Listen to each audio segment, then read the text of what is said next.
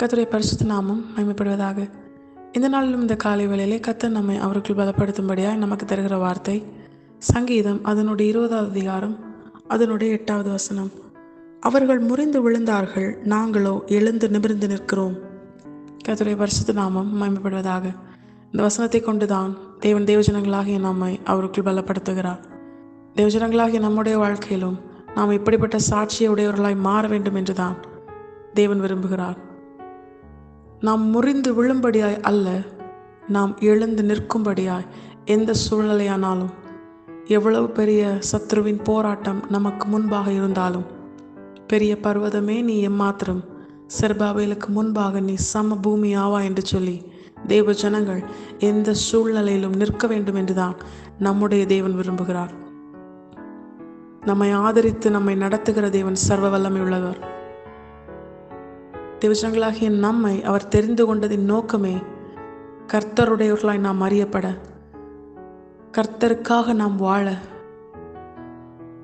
உண்மை உள்ளவர்களாய் வாழ முடியாத இந்த உலகத்தில் உண்மை உள்ளவர்களாய், பரிசுத்தம் உள்ளவர்களாய், தேவ ஜனங்களாய் நம்மை உயர்த்தி நம்முடைய தேவன் மகிமைப்படும்படியாகத்தான் ஆடுகளாகிய நம்மை ஓநாய்களுக்குள்ளே அனுப்புகிறார்.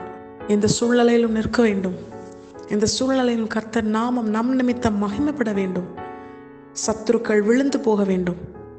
தேவஜனங்களாகி நமக்கு விரோதமாய் எழும்பி கர்ஜிக்கிற எல்லா அந்தகார வல்லமைகளும் விழுந்து போகும்படியாய் கர்த்தருடையவர்களாய், கர்த்தர் பட்சத்தில் நிற்கிறவர்களாய் நாம் நிற்க வேண்டும். நம்முடைய வாழ்க்கையிலும் இந்த நாட்களிலே இப்படிப்பட்ட ஒரு சாட்சியை, ஒரு அனுபவத்தை பெற்றுக்கொண்டவர்களாய் நாம் இருக்கிறோமா? அதிகமாய் நாம் விழுந்து போகிறவர்களாக தானே இருக்கிறோம்.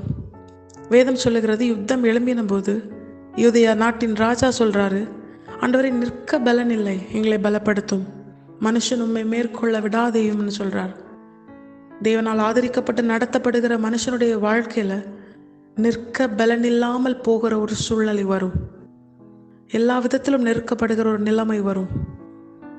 ஆனால் பவுலை போல நாங்கள் எப்பக்கம் நெருக்கப்பட்டாலும் ஒடுங்கி போவதில்லை, கீழே விழுந்தாலும் அடிந்து போவதில்லை, கலக்கம் அடைந்தாலும் மன முறிவு அடைவதில்லை என்று சொல்லி எல்லா சூழ்நிலையிலும் கர்த்தருக்காக நிற்கிறவர்களாய், எவ்வளவு பெரிய கொடுங்காற்று வீசினாலும் கர்த்தர் நாமம் மகிமைப்படும்படியாய், என்னை ஆட்கொண்டவரும் நான் சேவிக்கிறவருமாகி என் தேவன் எனக்கு சொன்ன பிரகாரமே எனக்கு நடக்கும், எனக்கு சொல்லப்பட்ட பிரகாரமாகவே நடக்கும், ஆகியால் மனுஷரை திடமனதாக இருங்கள் என்று சொல்லி மற்றவர்களையும் திடப்படுத்துகிற தேவ ஜனங்களாய் நாம் நம்முடைய வாழ்க்கையில் இருக்கணும். அதை தான் தேவன் விரும்புகிறார். தம்முடையவர்கள் அவர்கள் விழுந்து போவதை தேவன் விரும்பவில்லை. தேவ பிள்ளைகளுக்கு எதிராக எழும்பி கிரியை செய்கிற சத்ருதான் விழணும். தாவீதுக்கு முன்பாக மிகவும் பெரியவனாய் தன்னை காண்பித்து கொண்ட கோலியாத், அவன் முகம் குப்பர விழுந்தான். என தாவீதோடு இருக்கிறவர் சர்வ வல்லமையுள்ள தேவன்.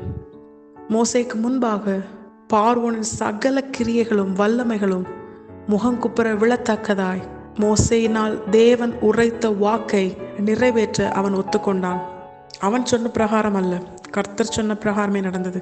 நம்முடைய வாழ்க்கையிலும் இதுவே நம்முடைய சாட்சியாய் மாற வேண்டும்.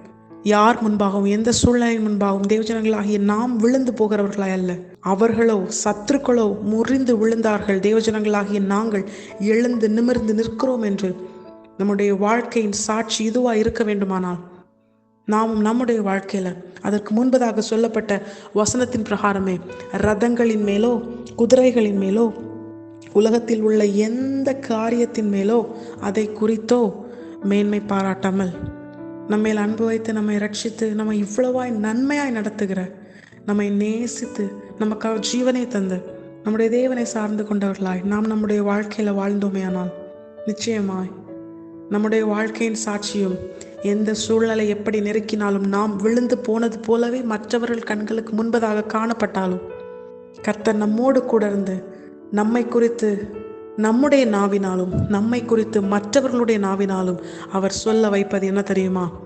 சத்துருக்களோ முறிந்து விழுந்தார்கள், நாங்களோ கர்த்தர் பட்சத்தில் நிற்கிறவர்களாய், கர்த்தரை சார்ந்து வாழ்ந்த நாங்களோ எழுந்து நிமிர்ந்து நிற்கிறோம் என்று சொல்லி நம்முடைய வாழ்க்கையிலும் கர்த்தர் நாமம் மகிமைப்படும்படியா நம்முடைய தேவன் நம்மை உயர்த்தி நம்மை சாட்சியாக நிறுத்தி நம்மிலே நம்முடைய தேவன் மகிமைப்படுவது அதிக நிச்சயம்.